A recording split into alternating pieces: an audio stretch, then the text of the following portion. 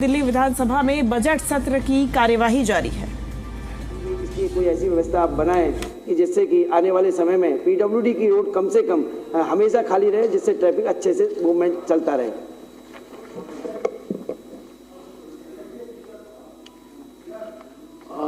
हाँ जी,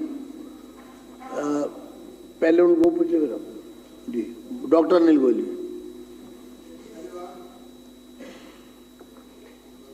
ये संजय गोयल जी का जो सवाल है, इसी में शाहदरा विधानसभा और कृष्णानगर विधानसभा लगती हुई है। जो ये पीडब्ल्यूडी की सड़कें अध्यक्ष जी, वो 60 सीधा प्रश्न पूछिए ना।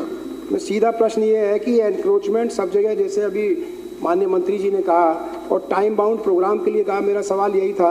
लेकिन क्या यहाँ पर कोई और मल्टी लेवल पार्किंग की भी व्यवस्था की है? क्योंकि सबसे बड़ी समस्या यहाँ एनक्रोचमेंट के अलावा ट्रैफिक की भी है। तो क्या यहाँ पर पार्किंग की व्यवस्था की भी कुछ बात है? और टाइम बाउंड प्रोग्राम जो मंत्री जी ने कहा वो बहुत स्वागत होगा। और आप जो खुद जाकर जगह जगह देख रहे हैं, जैसे हमारी विधानसभा में भी शनिवार को आपने आना है, तो आपका स्वागत है। और ये टाइम बाउंड प्रोग्राम जरूर उस दिन करा दीजिए। सारी सड़कों पर एनक्रोचमेंट है, ट्रैफिक की समस्या है, मल्टी लेवल पार्किंग की आवश्यकता है। उसके लिए कोई ऐसा प्रोग्राम है क्या कि वहाँ पर मल्टी लेवल पार्किंग बन सके, एलिवेटेड रोड पर बन सके? ये मेरा सवाल है।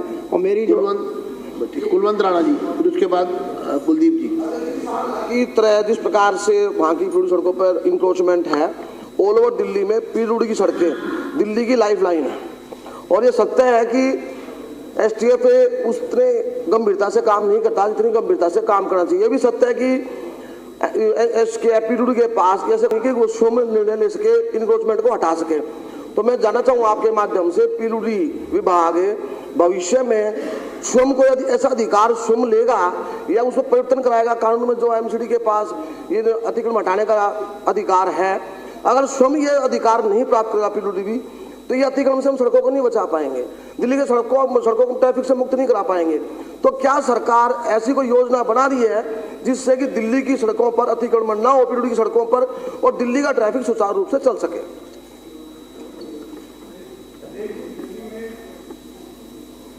देखिए, दिल्ली में जितनी भी सड़कें हैं, हम देखते हैं कि अगर वो पीडब्ल्यूडी की सड़कें हैं तो उसमें साइड में कहीं ना कहीं एमसीडी की भी सड़क होती है।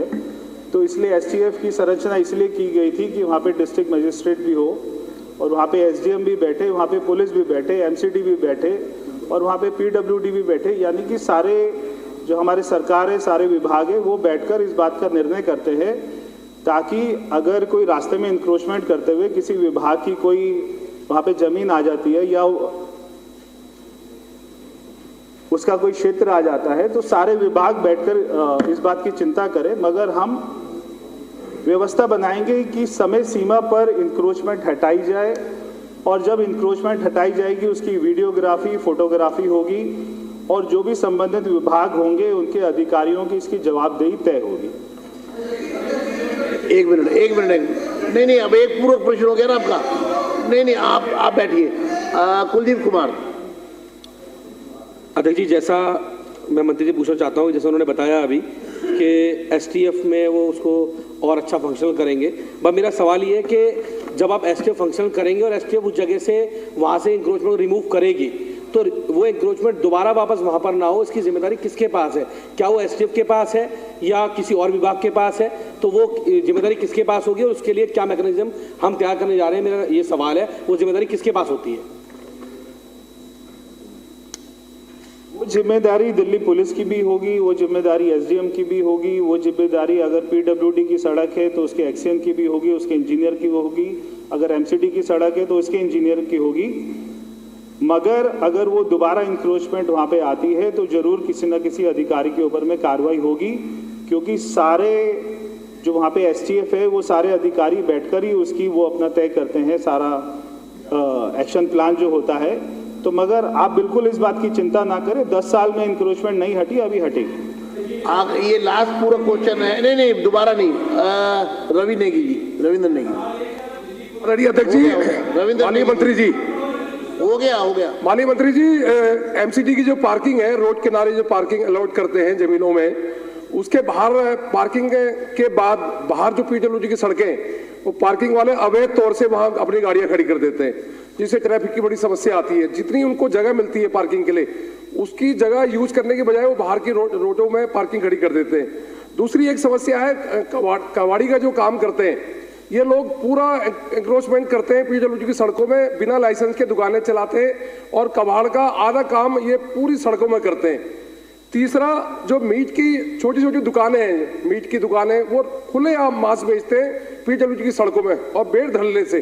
उनको कोई रोक नहीं है, कोई टोक नहीं है, और जिससे यातायात में दिक्कत तो होती है, पर आसपास के जाने वाले लोगों को भी दिक्कत होती है। ये 3 मुद्दे हैं।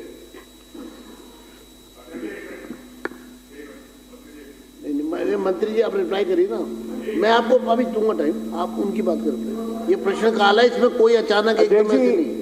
अभी जैसे माननीय सदस्य ने कहा, तो मैं सारे सदस्यों से कहना चाहता हूं कि आपके यहाँ पे जितने भी इंक्रोचमेंट है हमको लिखित रूप में दें, सारे के सारे सदस्य दें, और जब भी इंक्रोचमेंट ड्राइव हो तो वहां पर खड़े होकर हमारा साथ दें। श्री सोमदत्त जी, अगला प्रश्न। 5 पूरक प्रश्न हो गए और इससे ज्यादा नहीं हो सकते। श्री सोमदत्त जी,